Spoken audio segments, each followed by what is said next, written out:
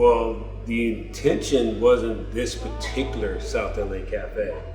It was really just doing a coffee shop. Small little coffee shop, 600 square feet, for the boys to hang out. Then 15 years later, I'm driving down this street and I see this place. And he was like, you know how we've been talking about doing this coffee shop, a little hole in the wall? Well, Right. I found this 2,200 square foot space. It's like an old, beat up old, church that has been used for a bunch of different things. And we also were thinking about like revenue streams, like how do you make money? You're not gonna just sell coffee. So if you have all these ideas, and then what sticks is what happened here. As the community was changing because of gentrification, Right. we knew that the window was closing for spaces for Black and brown folks in South Central, and for places that remembered and held on to the culture and also created culture. And then also creating access to having fresh, healthy, and affordable food, because in the inner cities predominantly, they're food deserts. So there was a little market here, tiny thing. My lunch breaks would be there. And then one day, the lady told me that they were closing up. And I went, man, I should be able to get an apple, around here. Why is that? The whole idea of keeping that open just blew up in my head. And I said, now I know my wife's gonna think I'm crazy, but I'm going home tonight and I'm gonna say, hey, babe, I know we're in the middle of this, but I wanna keep this market open and I wanna make it better. I wanna make it a part of our vision. And this crazy woman said yes.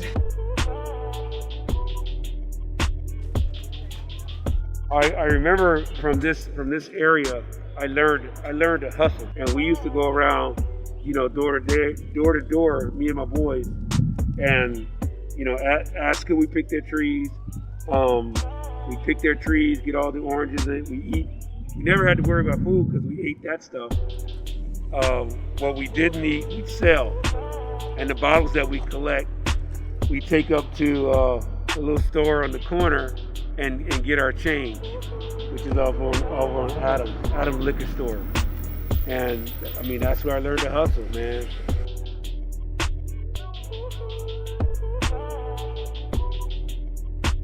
And so when COVID hit and we were trying to figure out what our pivot plan was, Joe had a dream. I did. And he told me about his dream, and I put some strategy behind it and some technology behind it. And he came up again with just in one day the concept of the South LA grocery box. We want something to be affordable, and we want it to be fresh food, and we want it to be essentials, baseline stuff that people need to, if you're lower income or middle income and you just get this box of groceries, this should have everything in there that you need to make a chili, to make a stew, a big pot of food for your family for the whole week. And as you can see, it's a lot of amazing stuff, and it's fresh, right? It's real food, it's whole food.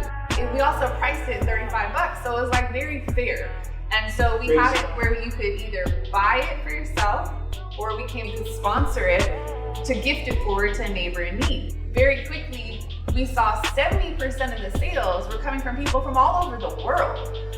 I feel like with my parents being entrepreneurs, they've also, all my life, they have established a thinking of being your own boss. They always wanted, they always had an end goal of trying to be independent entrepreneurs. I want to do the same thing. I want to follow in the same path. I want to be able to run my own business. You put your whole heart into it, your whole soul, your whole body, put everything into it, you can accomplish anything.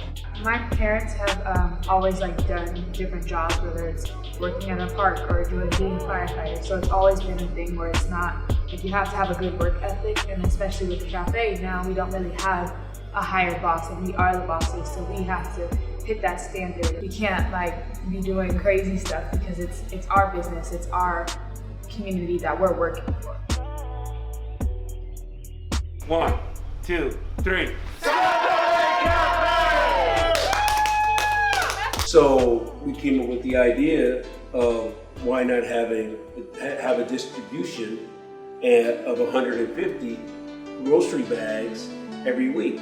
And we reached out to our community to try to find partners. We were getting donations, but we weren't getting the level of donations to feed at that level. And we reached out to Cedar Sinai, and Cedars-Sinai decided to partner with us for a 4-week pilot program where we would feed 600 families in 4 weeks.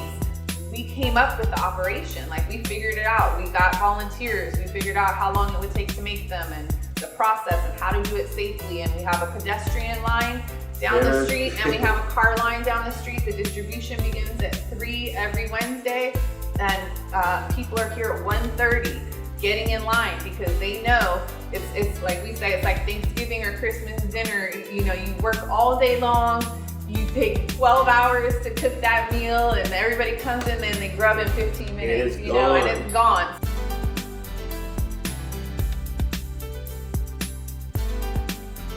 Thank you for the food, guys. It's amazing just to like see everything come together. Towards the end of the day, like a bunch more people descend on the space, and it's just like this like machine of human bodies working to get this thing done. And then when people come and get their groceries, they're gone in 30 minutes.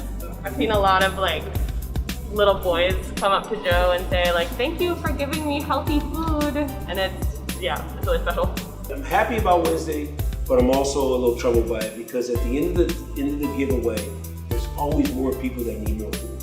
You know, they try to stop me, but I get to start pulling food from the market. Is not intended for that giveaway to make more bags, because I remember being in those lines, and it wasn't cool when they ran out of cheese. It wasn't cool the way that people treated you. So we have made it a very welcoming place. I mean, my wife and I, we go down the lines, we talk to the people, we make them feel comfortable. No tener trabajo, para empezar no tenemos para la comida, para empezar se nos viene la renta, para empezar se nos vienen los biles, y al fin de tanto ya no hayamos qué hacer. Aquí no estamos por vergüenza. We're a Black-led, multiracial, multi-ethnic, multi-religious coalition of people working together to fight racial, social, economic, and food insecurity and inequities, and we need all hands on deck. It takes everybody to make this happen. And every single week before we go out there, we bring all the volunteers, all the staff, everybody who's a part of it, and we get in a circle, we say prayer, but Joe gives an inspirational speech. She always says the same thing. I absolutely, broken record, appreciate you guys. You don't know how much. I cannot.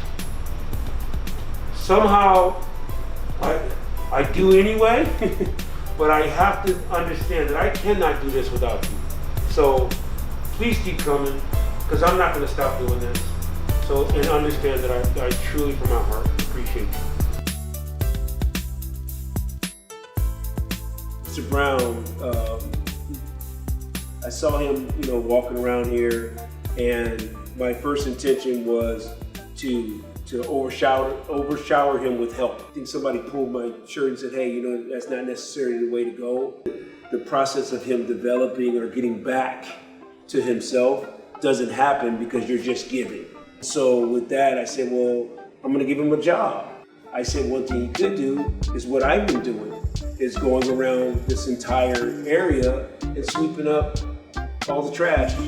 And Mr. Brown took it and he ran with it. And you gave him a shirt. I gave him a shirt. He looks like the South LA Cafe. He works for us, and he's now become part. My wife was saying, "You sure you're not having father-son issue things?" We cannot do this without you.